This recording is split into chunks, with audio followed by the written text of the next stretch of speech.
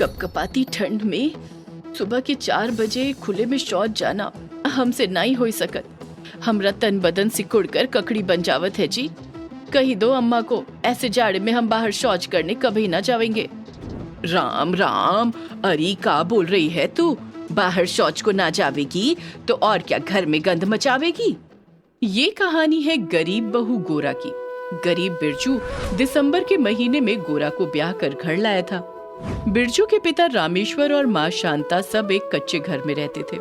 बिरजू एक खेत मजदूर था और उसे खेतों में काम करके जो मजदूरी मिलती थी उसी में उसका घर चलता था। दिसंबर के महीने में कड़ाके की ठंड पड़ रही थी और सब अपने अपने घरों में कंबल और रजाइयों में दुबके पड़े थे।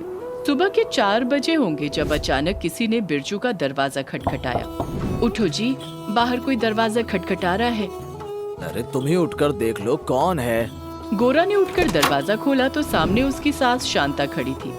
अरे अम्मा, आप और इतनी सुबह सुबह? बहू चलो शौच कराते हैं, देर की तो लोगों का आना जाना हो जाएगा। क्या घर में शौचालय नहीं बनवाया है अम्मा?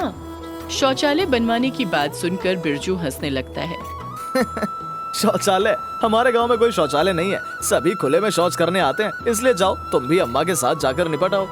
कड़ाके की ठंड पड़ रही थी और ठंडी हवा बदन को चीर कर निकल जाती थी। गोरा और उसकी सास अपना अपना लोटा हाथ में लिए गांव से कुछ दूर खुली सड़क पर आती हैं और झाड़ियों की ओट लेकर शौच करने बैठ जाती हैं।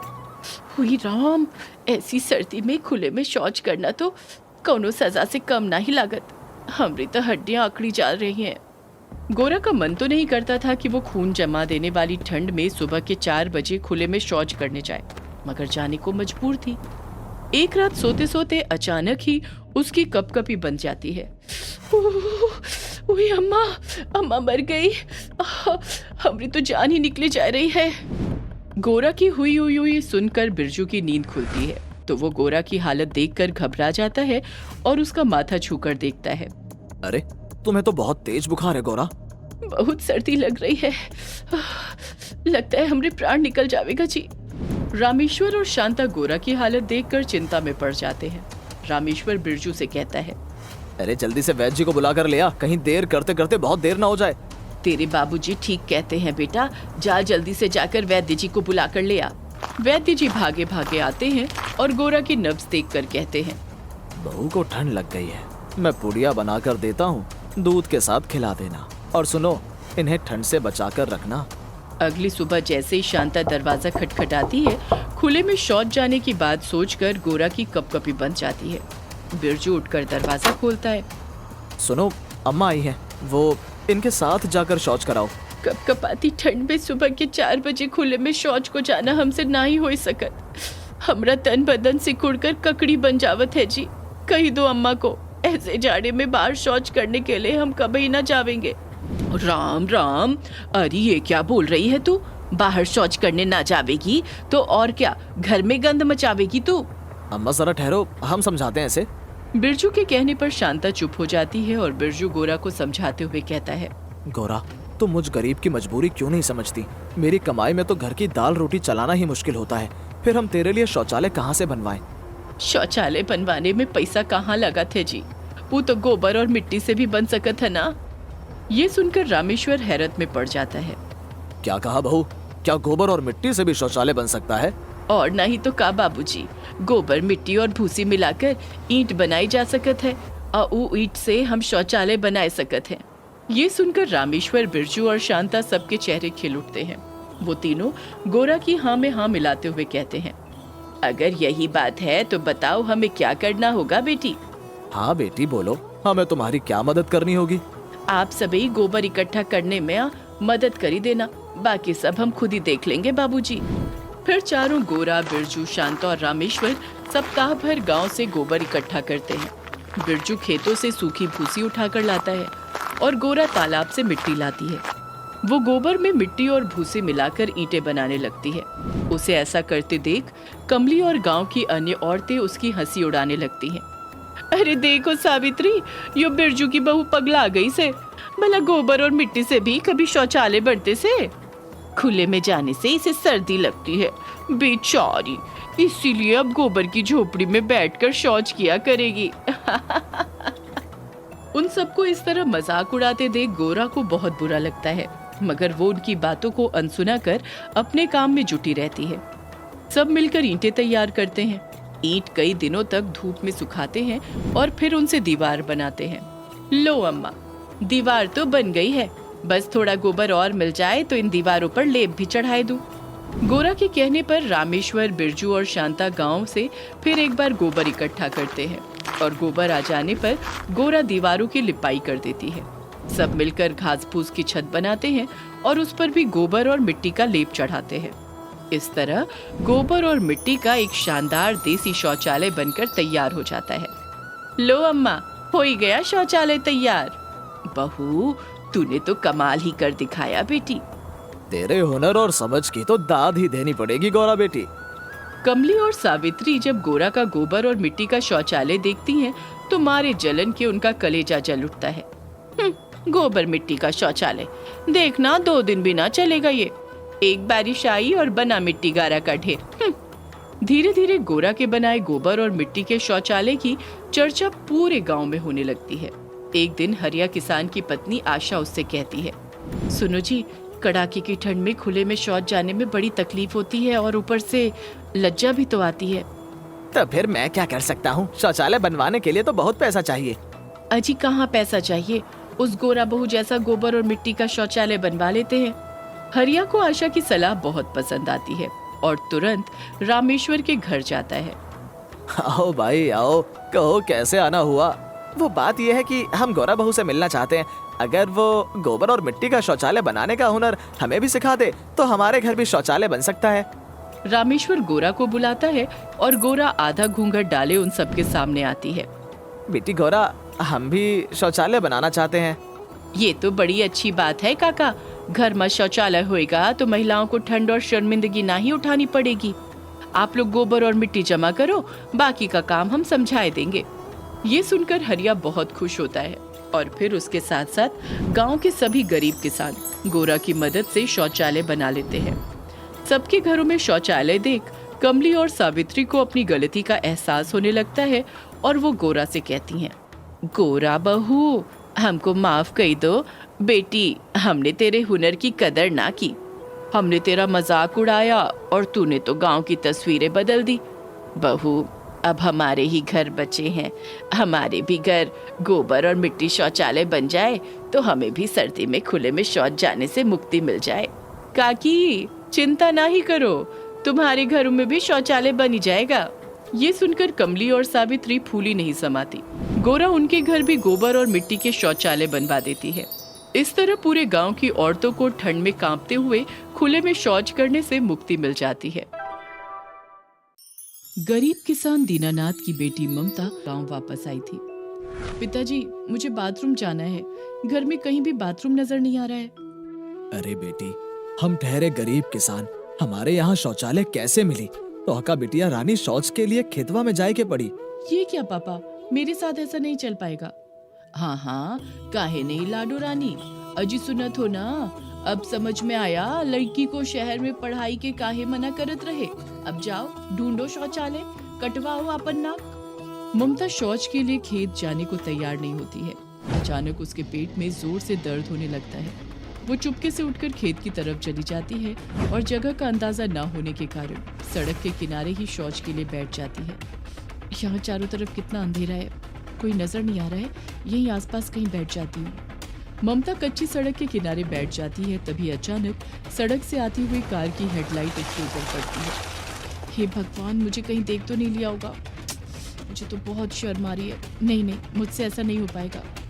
घर आकर ममता अपनी माँ से कहती है, माँ, हमारे घर शौचालय क्यों नहीं है? खेत पर मैं नहीं जाऊंगी, चाहे यही दम तोड़ दूं। अरे वाह वाह वाह वाह, अपना आपको राजकुमारी ना समझा। खेत में शौच जाने में का बुराई है?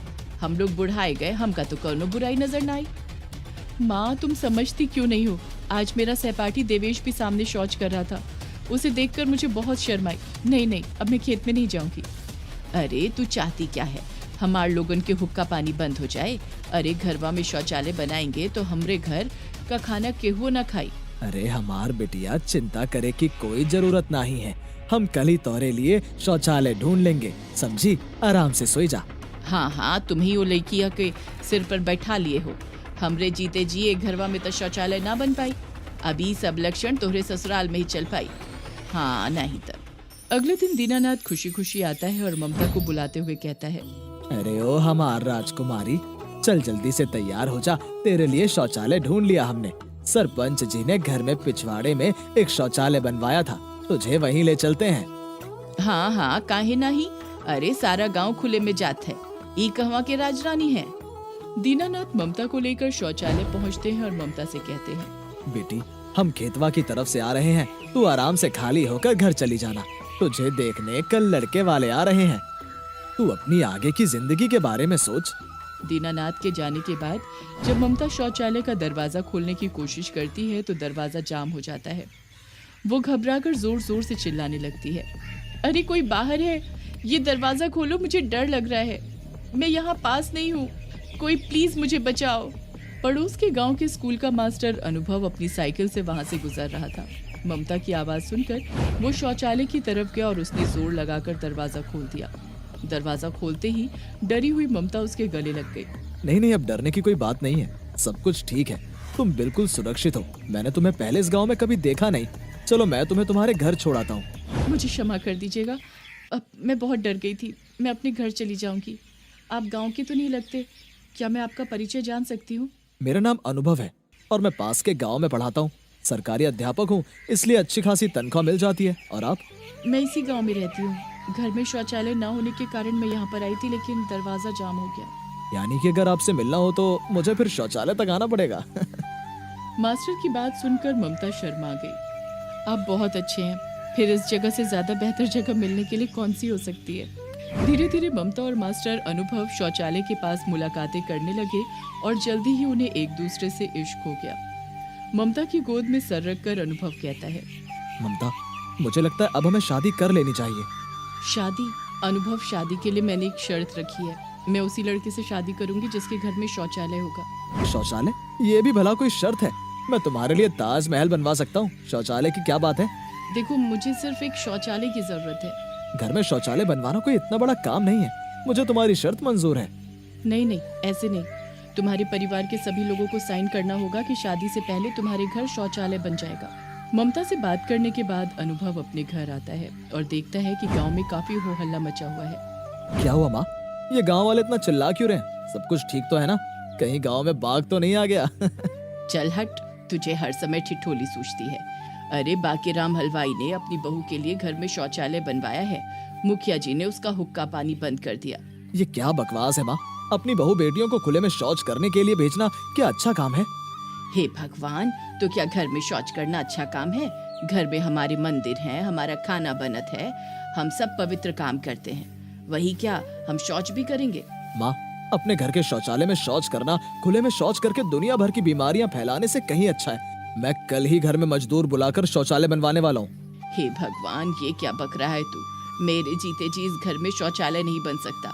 मैं अपने भगवान का इतना अनादर नहीं कर सकती। इस घर में या तो शौचालय होगा या मैं रहूंगी। नहीं माँ, इस घर में तुम ही रहोगी। मैं इस घर को छोड़ रहा हूँ। मैंने फैसला कर लिया है कि मैंने पड़ोस में जो एक कमरा खरीदा था वहीं पर शौचालय बनवा लूंगा और अपनी पत्नी के साथ रहूंगा। अच्छा, तो ये बात है, शादी करने जा रहा है। किसने तुझ पर जादू किया है? किसने मुझसे मेरा बेटा छीन लिया? अरे कौन है वो कुलच्छिनी? अनुभव चुपचाप वहाँ से चला जाता है और ममता को सारी बात बताते हुए कहता है, ममता, गांव में शौचालय बनवाना आसान काम नहीं है। मैं माँ से लड़ाई नहीं कर सकता, मेरी माँ अकेली है। यानी कि तुम कहना चाहते हो कि हम दोनों की शादी नहीं हो सकती? ममता, मैं अपनी माँ को समझा बुझाने की कोशिश करूंगा। याद रखना अनुभव, अगर तुम्हारी माँ इसके लिए तैयार नहीं हुई तो मेरे घर बारात लेकर कभी मत आना। माँ को बहुत समझाने के बाद भी जब वो तैयार नहीं होती हैं, तो निराश अनुभव पड़ोस के कमरे में रहने लगता है और टेंट से घिरवाकर एक कच्चा शौचालय बनवा लेता है। एक दिन अनुभव की माँ के पेट में दर्द होता है। तेज धूप के कारण वो अनुभव के शौचालय में ही चली जाती है। हे भगवान, अगर ये शौचालय ना होता तो मेरे तो कपड़े खराब हो जाते। अच्छा हुआ अनुभव ने शौचालय बनवा लिया। कुछ दिन बाद पड़ोस की नीना भाभी अनुभव की माँ के पास आती है और कहती है, अरे चाची, पता है कल मेरी ननद शौच के लिए खेत में गई थी तो मुखिया के गुंडों ने उसे पकड़ लिया। ना जाने उसे कहाँ ले गए, उसका कोई भी पता नहीं है। अगर तुम बुरा ना मानो तो अपनी बेटी नंदिनी को तुम्हारे शौचालय में भेज दिया करूं। हे भगवान, ये कैसा जमाना आ गया है। हाँ हाँ, नंदिनी को भेज देना। मीना की भाभी के जाते ही अनुभव की माँ सब्जी लेने सब्जी मंडी जाती है, जहाँ दूसरी पड़ोसन तिलैया मिलती है।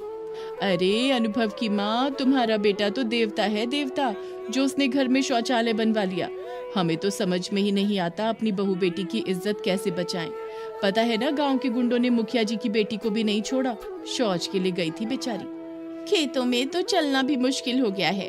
टीवी में रोज ही बताते हैं शौचालय में ही करना चाहिए, इससे बीमारियां भी नहीं पड़ती और सफाई भी रहती है और बेटियों की सुरक्षा भी होती है। सच कहे तो बहन, हम ठहरे अनपढ़, यही समझत रही कि घर में शौचालय ना बने के चाहिए, पर अब समझ में आया अगर आप सफाई से रहना चाहत हो तो घर में सबसे पहले शौचालय ही बने के चाहिए। शाम को अनुभव के आने पर माँ कहती है, अरे अनुभव, तू मेरी बहू को लेकर कब आएगा? ये पैसे ले और शौचालय को पक्का बनवा ले। मेरी बहू कोई खुले में शौच थोड़ी जाएगी।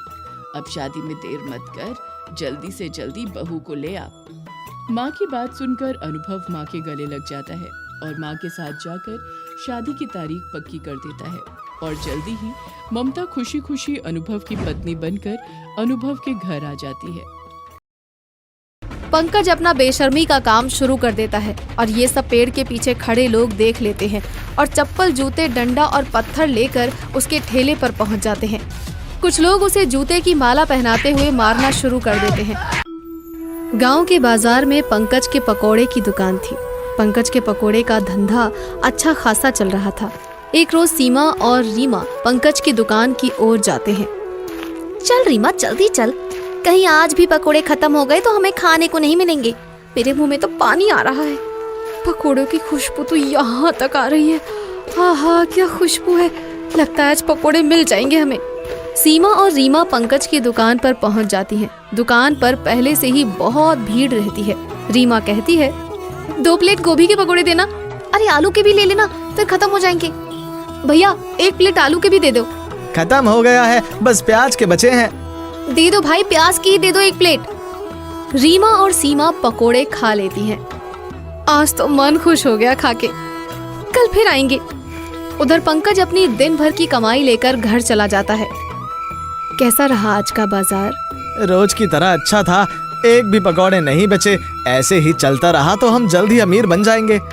पंकज अपने पैसे गिनना शुरू कर देता है। 400, 500, 1000, 2000, 5000। आज पूरे 5000 आए हैं। इस बार दिवाली पर तुम्हें कंगन ला कर दूंगा। नहीं नहीं जी, पैसे जमा करो ताकि हम बाजार में बड़ी दुकान खोल सके। पंकज की दुकान दिन दुगनी रात चौगनी तरक्की करने लगती है।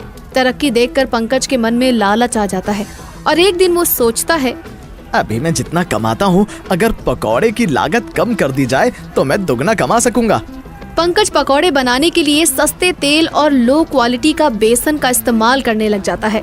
अब और भी ज्यादा कमाई आएगी। यहाँ कोई और पकौड़े वाला भी नहीं है, ये लोग को मेरे पास ही खाना पड़ेगा। रोज की तरह आज भी उसकी दुकान पर बहुत भीड़ होती है। मुझे 1 प्लेट आलू के पकौड़े देना। भैया इधर 2 प्लेट प्याज के पकौड़े देना।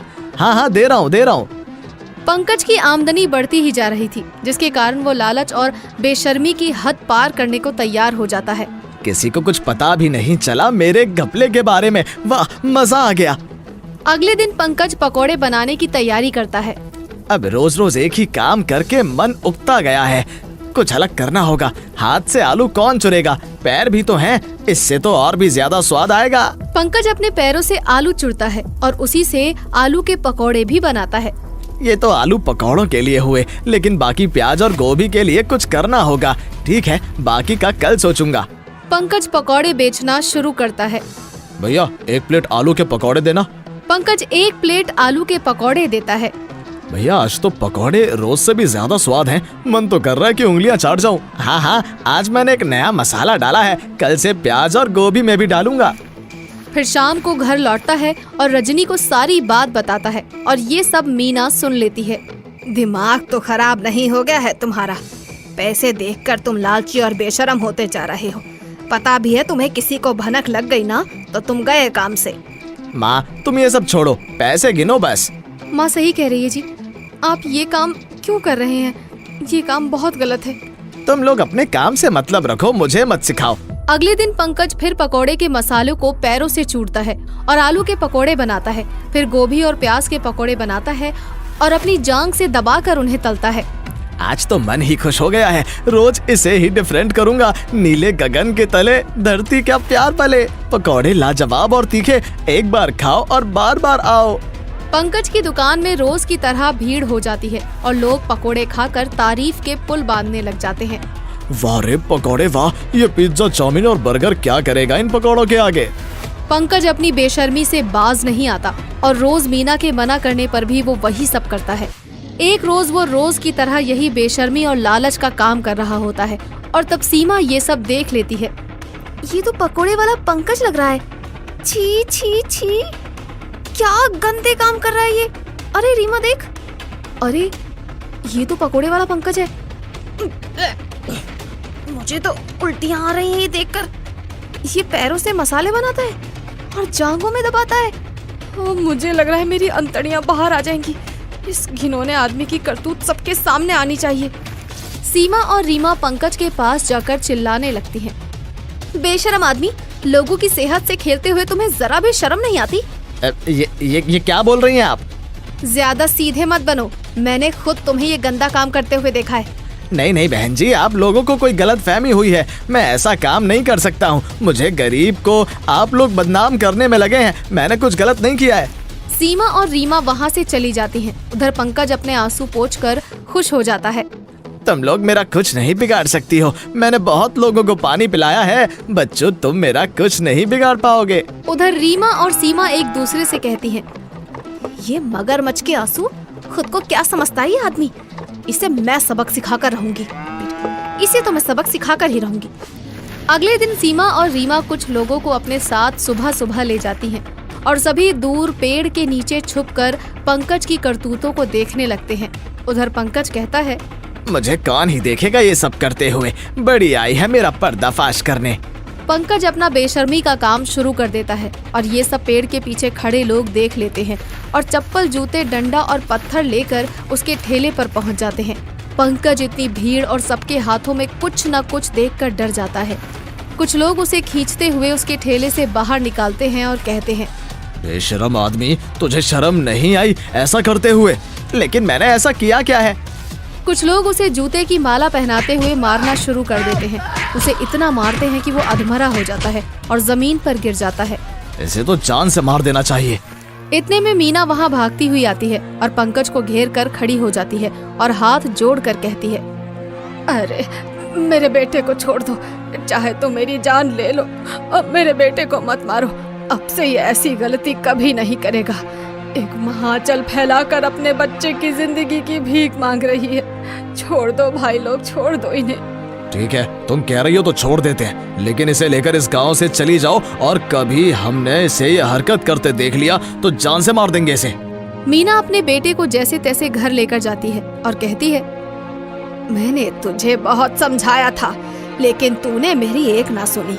आज तेरी हरकतों के कारण तेरी ये हालत है और हमें भी अपना घर छोड़कर जाना पड़ रहा है। मीना पंकज और रजनी के साथ दूसरे जगह पर चली जाती है। इसीलिए कहते हैं, लालच बुरी बला है।